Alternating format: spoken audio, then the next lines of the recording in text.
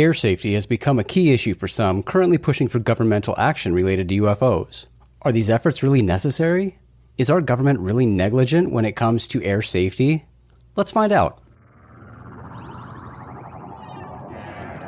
Is it UFO or UAP? The government's confusing me. The experts make it complicated. Lack of answers has me shaded. UFO, I don't know. UAP, yeah, I guess so. Searching for answers, where to begin? Round and round in circles again. Thunderstruck by mass confusion. Is it fact or fiction? Convolution. UFO, UAP, which is right idiomatically. Just my luck now. I'm stuck. Scratch my head and say, yeah, what the fuck? UFO or UAP? It's all so confusing to me. Beyond frustrated, damn my luck. Pondering insane thoughts. What the fuck? Hello, citizens, and welcome to UFO, UAP, WTF. I'm your host, Jason McClellan, and together we'll be exploring the fascinating, enigmatic, and frustrating subject of UFOs. Government interest in UFOs is trendy these days, and a portion of that interest is focused on air safety, the concern that pilots are in danger of colliding with all these UFOs that appear in the sky. As you can imagine, pilots encountering UFOs isn't new or unusual, so it's a little strange to see this issue being pushed so much right now. But I thought we'd spend some time together today exploring it. So here we go.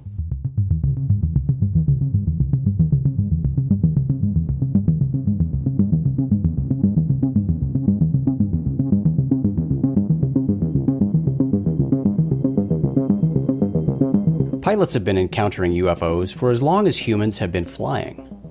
Recent government UFO projects like the Pentagon's UAP task force and its successor, the All-Domain Anomaly Resolution Office, also known as AARO, have focused on incidents involving military pilots over military training ranges. But pilots all around the world have and do encounter UFOs. I'll try to stay on topic today and not veer off into specific pilot UFO stories, but a couple need to be briefly mentioned because they are partly responsible for the recent concerns that some have about air safety. This recent interest mostly came about as a result of those now famous Navy UFO videos released by the Pentagon in April of 2020. Yes, those 3 videos have been circulating for a few years before that time, but April of 2020 is when the Pentagon issued a press release officially authorizing their release and acknowledging their provenance as U.S. Navy videos. We've discussed these videos on several previous episodes, so we won't go into the details, but essentially these videos were captured by systems aboard Navy F-18 fighter jets and show anomalous airborne objects. The videos labeled Gimbal and Go Fast were captured by a strike group training off the east coast of the United States in 2014 and 2015. Former Navy pilot, retired Lieutenant Ryan Graves was part of that group, and he's become a vocal advocate for air safety. In March of this year, Graves founded a nonprofit organization named Americans for Safe Aerospace. Here's the description of that group's mission. Quote, Americans for Safe Aerospace is a military pilot-led 501c3 organization dedicated to aerospace safety and national security with a focus on unidentified anomalous phenomena, or UAP, end quote. It continues, quote, identifying domain awareness gaps is critical to U.S. national security. If UAP are foreign assets, we must respond appropriately. If UAP continue to defy conventional explanation, we must invest in scientific research.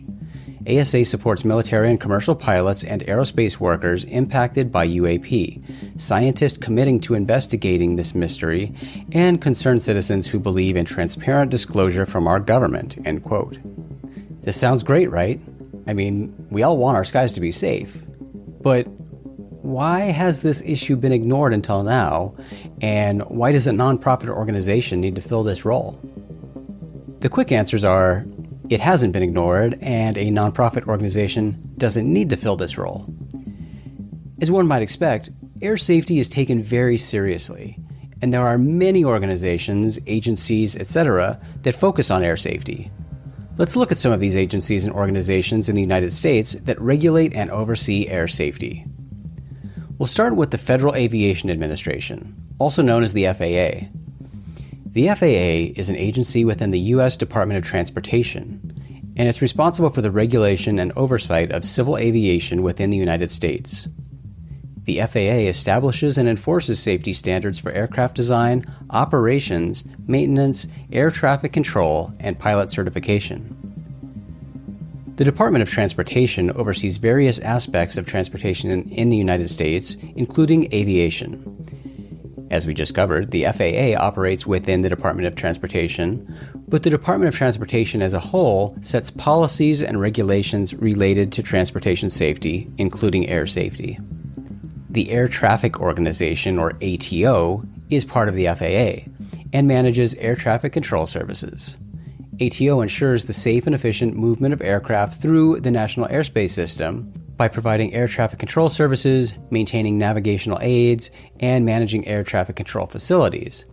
This group performs event investigations and related data analysis.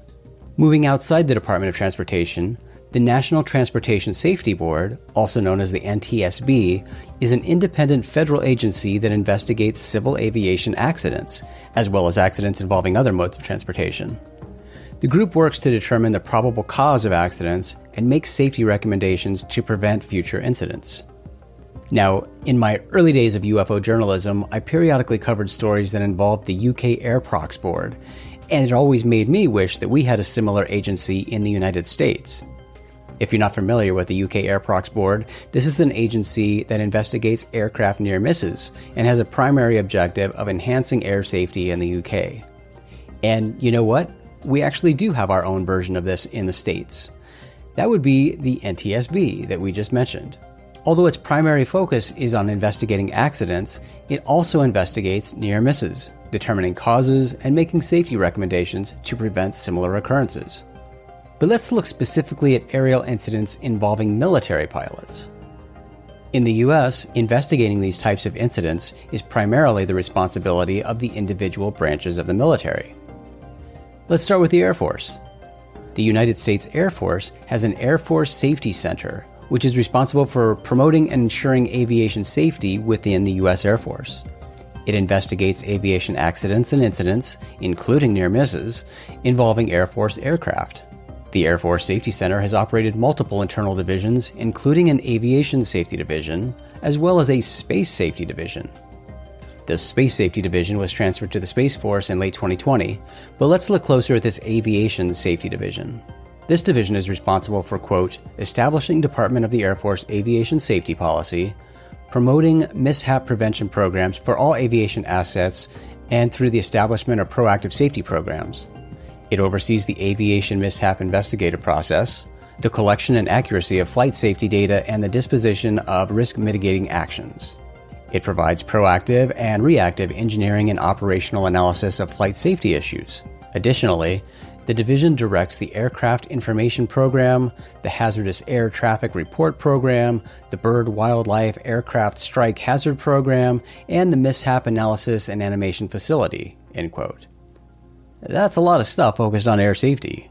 I guess since bird aircraft strike hazards was just mentioned, we should go on a brief tangent here to talk about birds for a minute.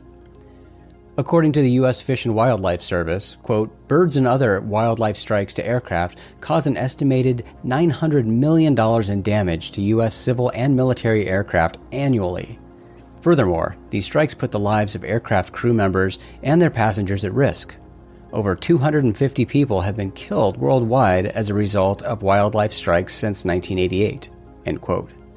The FAA even has a separate wildlife strike report database. Listen to this statistic. They state that from 1990 to 2013, more than 142,000 wildlife strikes were reported. There's even an organization in the U.S. called the Bird Strike Committee USA, focused on reducing bird and other wildlife hazard to aircraft. So, needless to say, birds can and do pose an air safety hazard. But let's get back to military air safety. In the United States Army, the U.S. Army Combat Readiness Center, referred to as the USACRC, has a mission to promote and enhance safety in the U.S. Army. It investigates accidents, incidents, and near misses involving Army aircraft. The Office of Safety and Environmental Health is an office within the United States Coast Guard that is responsible for safety management and accident prevention. Aviation accidents, incidents, and near misses involving Coast Guard aircraft are investigated by this office. And finally, the United States Navy. The Navy Safety Center, or NSC, is responsible for safety and accident prevention for the U.S. Navy and Marine Corps, investigating aviation accidents, incidents, and near misses involving naval aircraft. So, having gone through all of this, it's apparent that there are lots of different groups, agencies, and departments in the United States, both military and non-military, that are focused on air safety, incident investigation, and mitigation, etc. And it doesn't matter if the object involved in a specific aerial incident is a plane, a bird, a balloon, or a UFO. It's all the same to these groups tasked with air safety. Obviously, air safety isn't an issue that's been overlooked or something that has only recently been addressed. The groups mentioned today take air safety very seriously, and they work hard to keep us all safe. And there are certainly many more groups, departments, etc. that are actively involved in air safety. But despite all of these efforts, naturally, air hazards still exist. Lots of them. And they'll always exist. Our skies are absolutely littered with all sorts of things, and they're just getting more littered every year. With that said, according to the FAA's Air Traffic Organization, quote, the U.S. air traffic system is experiencing the safest period in its history. This is the result of the ATO's robust safety culture. With the implementation of its proactive safety management system, the ATO is now able to identify precursors of risk before there is a safety problem, end quote. So although these groups focused on air safety exist, they still rely heavily on reports from pilots, especially when these incidents involve UFOs. In many cases, UFOs reported by pilots aren't seen on radar, or are only visible to the pilot reporting the incident. So these pilot reports are sometimes the best information investigators have to work with. But something we've heard multiple times over the past few years is that some military pilots simply don't report incidents with UFOs because they're worried their colleagues and/or superiors will laugh at them and think they're crazy. So the bigger issue at play here is a personnel issue, and not a matter of the military not taking air safety seriously or the military not wanting to deal with UFO reports. In many cases, it's simply a human issue. People putting their personal displeasure of the possibility of being mocked or embarrassed over air safety, national security, etc. I regularly remind folks that dealing with UFOs has always been and continues to be part of what the military does. Protecting our skies from known and unknown threats, attempting to intercept and identify unknowns, this is a basic part of what our military does. But as I just pointed out, the system falls apart if pilots don't report things because they don't want to feel embarrassed.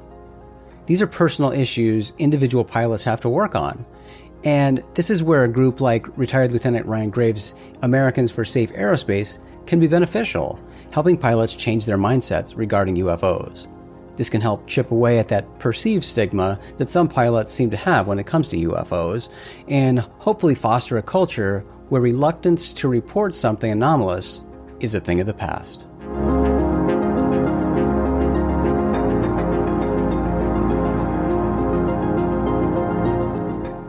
But that, my friends, is our brief look at UFOs and air safety. I hope you learned something. I'm glad we could walk through that together. And hey, if there's a case or topic you'd like to have featured or addressed on a future episode, a general comment, or anything else, I'd love to hear it.